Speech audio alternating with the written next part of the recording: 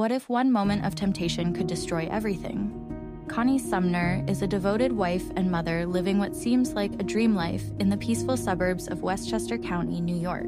She's married to Edward Sumner, a successful and stable businessman. Together, they're raising their 8-year-old son, Charlie, in a cozy, picture-perfect home. From the outside, it's the kind of life people envy: warm smiles, a loving child, a safe neighborhood, and the comfort of routine. But beneath the surface, something is missing. Connie is restless, her days blend into one another, her marriage feels stale, and a quiet yearning builds inside her, one she can't name but can't ignore. She longs for excitement, passion, something that makes her feel alive again. And then, as if fate is answering her silent cry, everything shifts in a single wind-blown moment. It's a blustery afternoon in Manhattan. Connie is out shopping, struggling with her bags, and battling the wind as she tries to hail a cab. That's when she collides literally with Paul Martel, a young, effortlessly charming French book dealer. The fall injures her leg, and though Paul tries to help her find a taxi, none stop. Concerned, he invites her to his loft just nearby to rest and tend to her injury. Paul is unlike anyone in Connie's carefully structured world. He's magnetic, mysterious, artistic, and unapologetically sensual, the very embodiment of chaos to her order. Though she's cautious, even hesitant, there's an undeniable spark. After some light conversation and a bit of shared curiosity, she thanks him and leaves. Back home, she laughs off the encounter while recounting it to Edward. Loyal and good-natured, he sees no threat in the story and even makes a few light-hearted jokes. It seems harmless, but what none of them know is that this seemingly innocent encounter is the beginning of a slow, devastating unraveling. That night, in a rare flicker of connection, Connie and Edward make love, a brief return to comfort before the chaos. The next morning, Connie notices something inside the book. Paul gave her a folded piece of paper with his phone number. Temptation has now taken a form, a name, a number. She debates calling, telling herself it's just to return the book, but when she does, Paul insists she come by in person. Against her better judgment, she does. This time, there's no pretense. The air between them is thick with tension. Paul is confident, poetic, seductive. He looks at her in a way that makes her feel wanted, not just as a mother or wife, but as a woman. It's a feeling she hasn't had in years. Back at home, Connie can't stop thinking about him.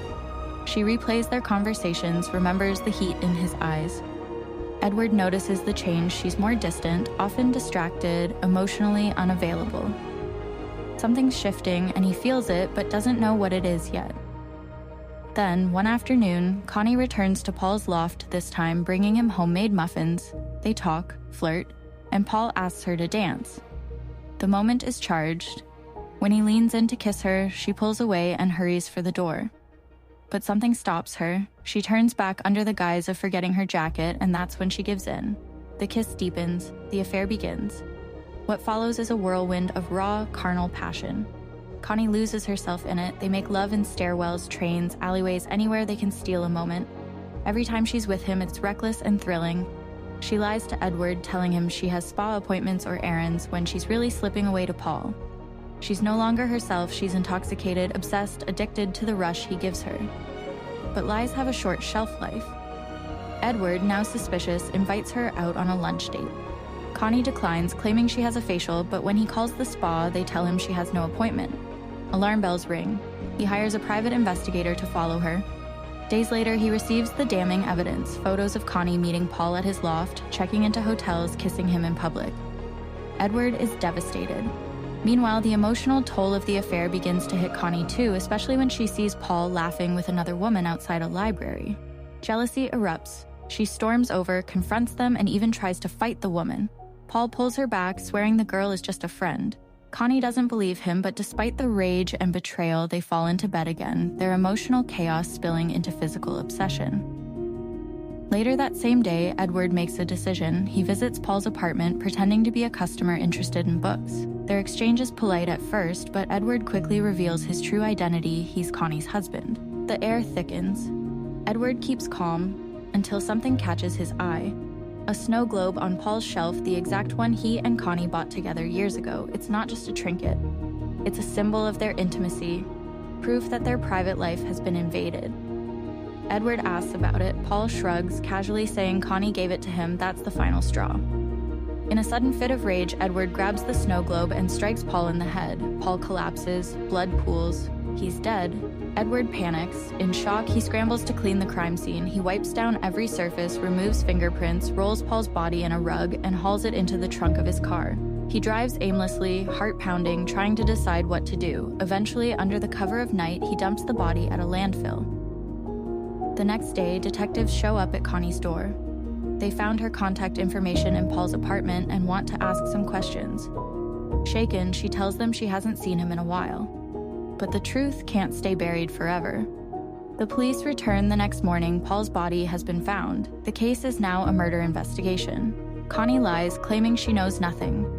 But later, while doing laundry, she finds an envelope in Edward's jacket. Inside are the photos of her and Paul. Reality hits hard. Edward knows everything. Her stomach drops. Guilt turns to dread. Edward, once warm and dependable, now acts cold and haunted.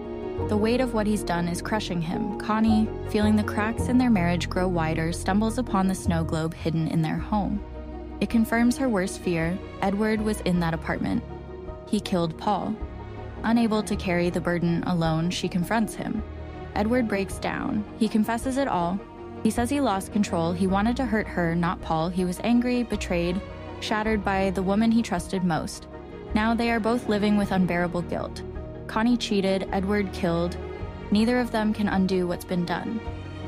In the final scene, they sit together in silence in their car, parked outside a police station. They don't speak much. Just sit there, two broken souls, contemplating whether to turn themselves in. The screen fades to black before a decision is made. We're left hanging, haunted by the question, what would you do? Unfaithful ends without resolution. There's no neat bow, no satisfying justice, no redemption arc, just guilt, betrayal, and silence.